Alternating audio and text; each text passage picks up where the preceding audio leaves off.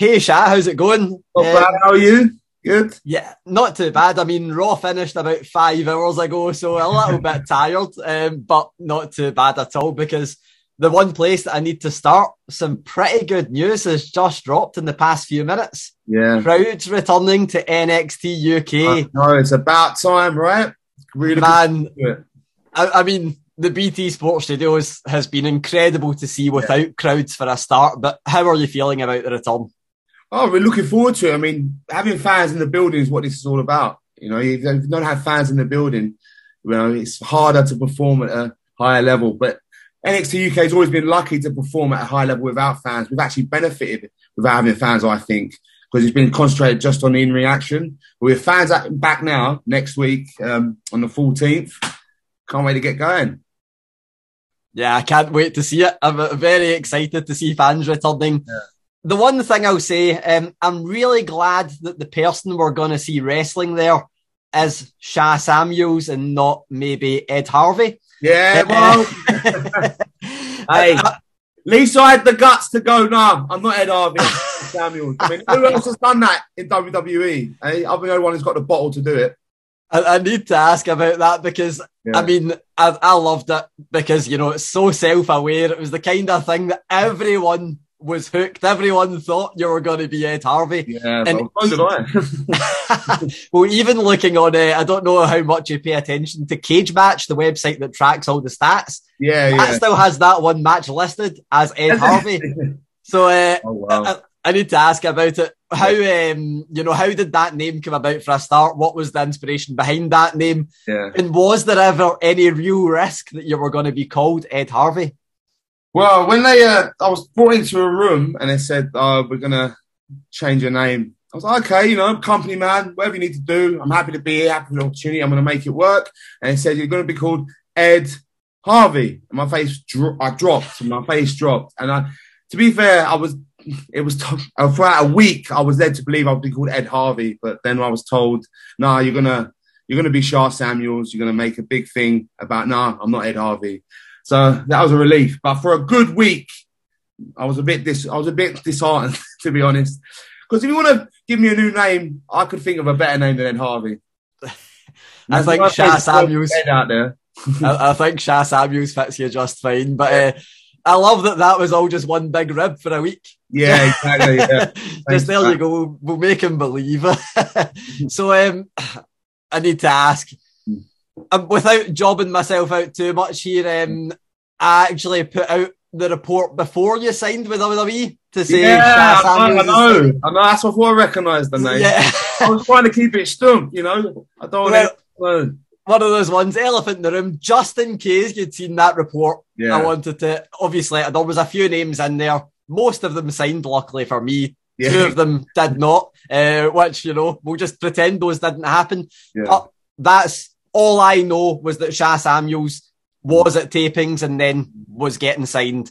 Yeah. What happened before that? How did it all come about? How did WWE get in touch in the first place? How did you finally make it to WWE? It was in 2019. I had a tryout week at the PC.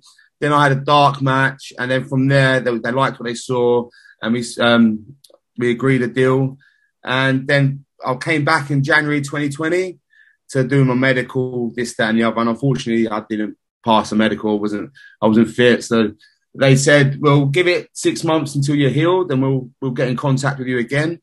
But unfortunately, you know, COVID happened, pandemic happened, and I thought nothing was going to happen. So, but I decided to just work hard during lockdown, get in the best shape I could, make sure I was healthy. Then I got back in contact with them.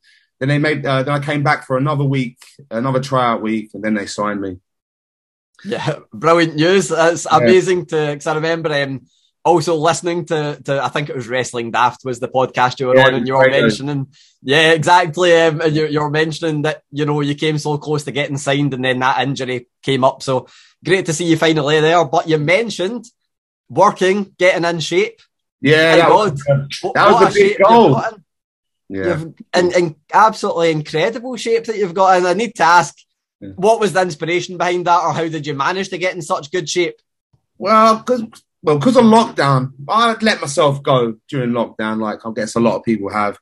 And I was seeing my children, I was like, I want to show them, be kind of a role model and just get in shape and kind of motivate them to be more active. So that's how it started, but then it just snowballed and turned into a bit of an addiction to just get in as best shape as I can.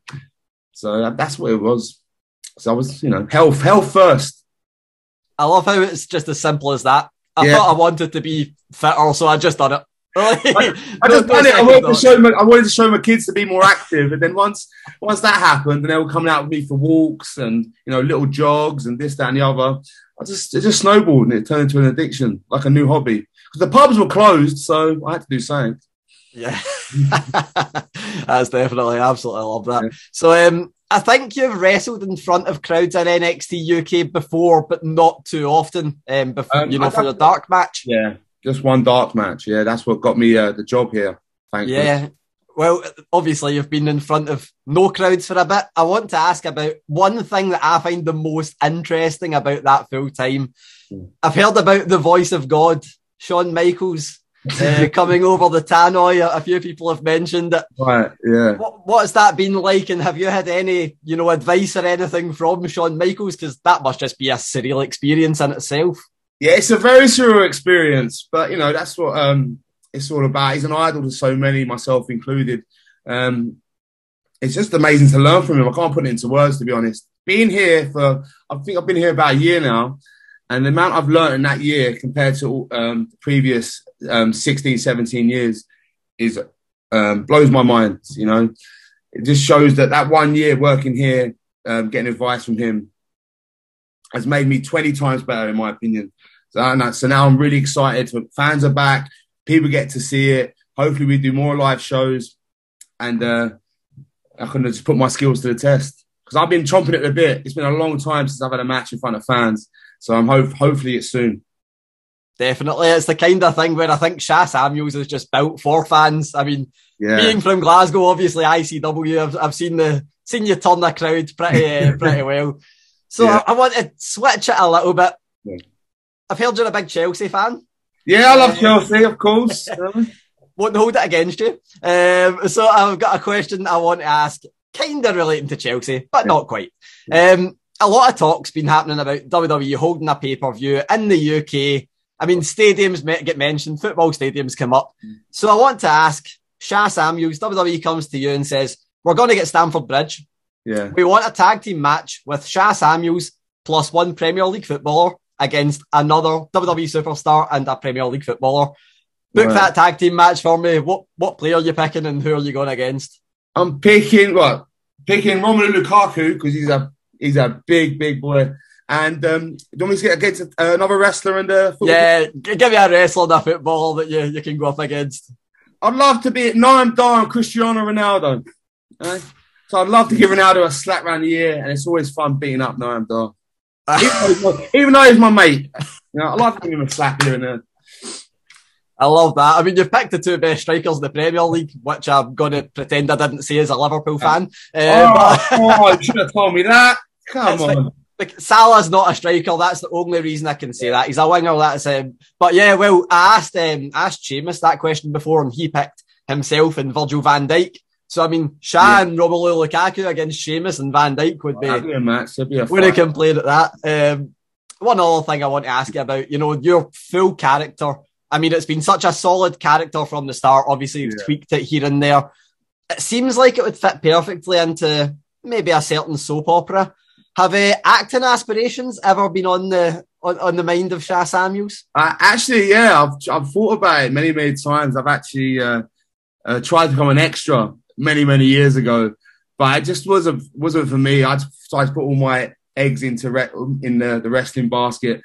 But I would love to be on EastEnders if that's what you're hinting at. Because as a young player, you said the name, not me. Frank Butcher is one of my inspirations, right? And so is Danny Dyer. So to follow in their footsteps would be amazing. Yeah, honestly, it just seems like the most perfect fit. And I mean, you're now based in London and wrestling there, and everything's there. So it's just round the corner. Could be in the future. Could be the next Mitchell. Exactly. A few final questions. So I mentioned Shawn Michaels earlier, obviously a surreal person to be working with. There's a load of them. I mean, the list is endless of legends that you get to work with in WWE. I've asked Trent Seven this, and he gave me an answer about meeting Ric Flair in a hotel room while drunk and talking to The Undertaker about Japanese wrestling. So hopefully you can live up. What's the most surreal experience you've had with a WWE superstar? Oh, mate. That's a tough question. I mean, I went to being a Chelsea fan when Finn Balor was over here, 2016. And I'm friends with him for many years when he worked over here. He told me to come to a Tottenham game. So I went to a Tottenham game with him. And then, but next thing you know, we're walking on the pitch. Now imagine being a Chelsea fan. I'm walking on the pitch. That was a surreal experience. Obviously, it's not quite being drunk with Ric Flair in a hotel, but, maybe that's to come in the future. Yeah, the best ones are yet to come. I would have loved that story more if you'd been given a Tottenham top and told, hey, put that on before we go out. Actually saying that, they were going to take a picture, and I was offered to hold up the Chelsea, the Tottenham shirt with Finn, but I said, nah, absolutely. I'll take the photo instead. Yeah. So, 2 final questions. I think this one, I'm not going to talk myself up too much. I think this might be the most difficult question you get asked all day. Yeah. The most controversial question.